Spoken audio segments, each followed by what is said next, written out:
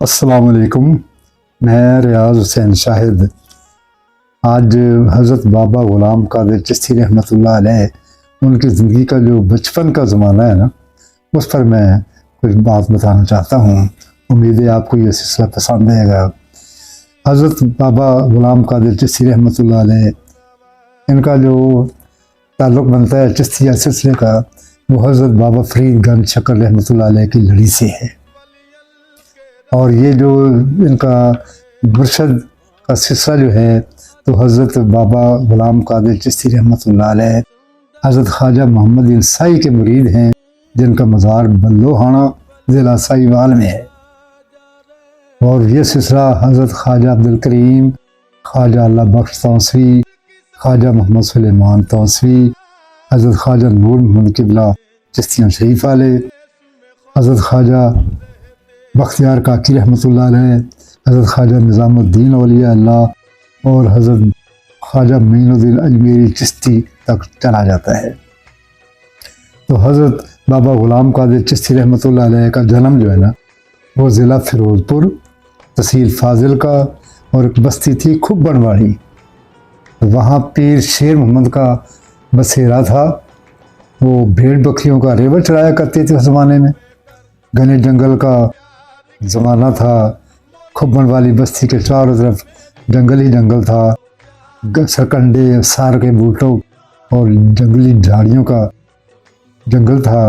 لوگ ڈھول لنگر اور بھیڑ بکریاں جنگل میں چرا کر اپنے گزر بسر کیا کرتے تھے۔ اس بستی کا وڈیرا جو تھا اس کا نام تھا ہریا رام۔ ہریا رام کی اپنی کچی سی حویلی تھی جس میں جھونپڑا نما مکان تھے۔ بستی میں ایک میاں نظام الدین نناری کا گھر تھا، جو ایک بڑا متقی پرہیزگار اور خدا ترس انسان تھا، اور ایک جان محمد پاوڑی جلاہا جو مسجد میں امامت بھی کراتا تھا اور بچوں کو قرآن کی تعلیم بھی دیتا تھا۔ پیر شیر محمد چشتی کی شادی خاندان میں ہی اماں رانی بی بی سے ہوئی، اور اماں رانی بی بی جو بچپن سے ہی بڑی پارسا، عبادت گزار اور بہت نیک خاتون تھی۔ بستی کھبن والی اور آس پاس کی دوسری بستیوں میں اماں جی کے بچپن کا ایک واقعہ بڑا مشہور تھا، جو بڑا دلچسپ بھی ہے اور یہ شہرت بھی رکھتا ہے۔ اصل میں واقعہ کچھ یوں پیش آیا تھا کہ اماں رانی بی بی اپنی ہم عمر سہیلیوں کے ساتھ نا کھیل رہی تھی، تو کسی بات پر سبھی نے مل کر اماں رانی بی بی کو تنگ کرنا شروع کر دیا۔ کسی بات پر بڑا زج کیا، اور رانی بی بی کے منہ سے یہ الفاظ کچھ غصے کی حالت میں نکلے کہ نہیں توانو گدڑ کھان۔ بس پھر کیا تھا، زیادہ دیر نہیں گزری تھی کہ جنگل سے ناب گدڑوں کی ایک ٹولی ڈھول لاتی نکلی اور عورتوں کو گھروں میں گھس کر کاٹ کاٹ کر کھانے لگی۔ مردوں کو کسی گدڑ نے نہیں چھوا، صرف عورتوں کو بھاگ بھاگ کر لوٹتے ایک چیخو پکار کا منظر پیدا ہو گیا۔ اللہ اللہ کر کے بمشکل لوگوں نے لاٹھیوں سے ڈرا دھمکا کر گدڑوں کے چولی کو بستی سے نکالا۔ تب ساری سکھیوں نے جا کر اماں رانی بی بی سے معافی مانگی اور توبہ کی کہ آئندہ کبھی ہم آپ سے ایسا مذاق نہیں کریں گے۔ اس واقعہ نے ساری بستی کے لوگوں کو اماں رانی کا گرویدہ کر دیا، بلکہ اس بات سے متاثر ہو کر جو بستی کا مکھیا جی تھا نا، نمبردار ہریا رام، اس نے حضرت شیر محمد چشتی کو اپنی حویلی کے اندر رہنے کے لیے 2 کمرے دیے۔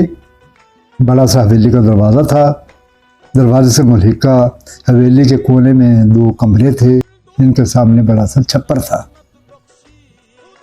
اور یوں یہ گھرانہ ایک حویلی میں آباد ہو گیا۔ پھر اماں رانی بی بی نے خواب میں دیکھا کہ آفتاب آسمان سے اتر کر ان کی گود میں آیا ہے اور یہ سارا گھر پر نور ہو گیا ہے۔ یہ خواب تھا۔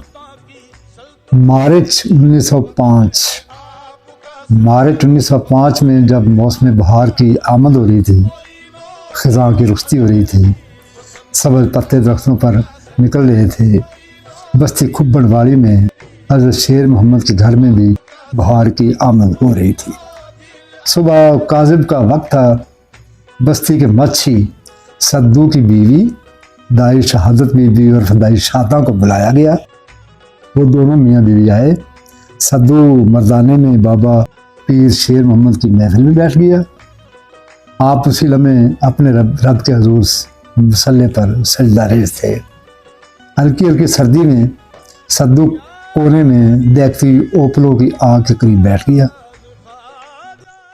پرندوں کی چہکار تھی جیسے وہ کسی بلند مرتبہ اور اعلیٰ ہستی کے استقبال میں ترانے گا رہے ہیں۔ پیڑوں کی شاخیں مسرت سے جھوم رہی تھیں، ہر سو خوشی اور مسرت کا جیسے شادیانے بج رہے ہوں۔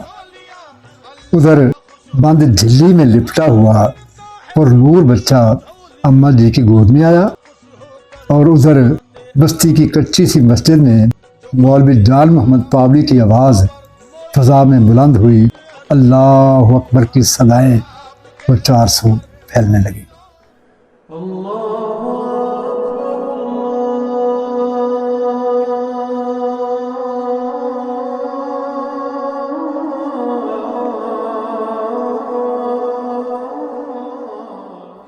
دائی شادہ نے بچے کو غسل دیا اور اماں حضور کے پہلو میں لٹایا اور جا کر اپنے خامند سدو کو اطلاع دی۔ بابا شیر محمد نے یہ جب خوشخبری سنی تو سجدے میں چلے گئے۔ کافی دیر بعد سر اٹھایا اور پھر اپنے لخت جگر کو چاند کی طرح چمکتے نرم نرم رخساروں پر بوسا دیا۔ دائی اور اس کے شوہر کو اس وقت جو رائج الوقت سکے تھے، ان سکوں کی ایک پوٹلی گھی اور شکر دے کر رخصت کیا۔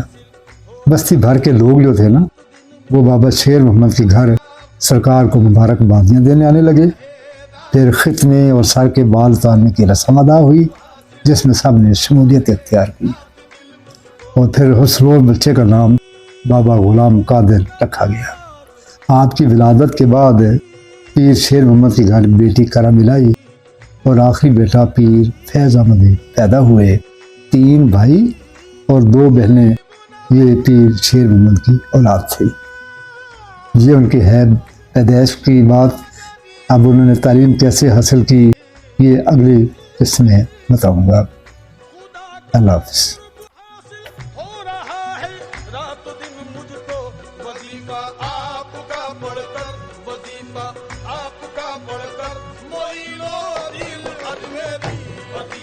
آپ کا پڑھ کر